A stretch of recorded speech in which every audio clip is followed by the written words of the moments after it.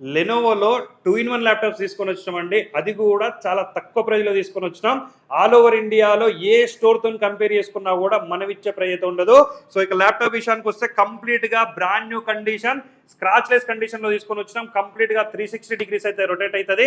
Tab come laptop లాగా అయితే దీన్ని అయితే యూజ్ చేసుకోవచ్చు అండి. సో ఇక కాన్ఫిగరేషన్ విషయానికి వస్తే core i5 7th generation, 8GB RAM ఉంటుంది, 256GB SSD ఉంటుంది.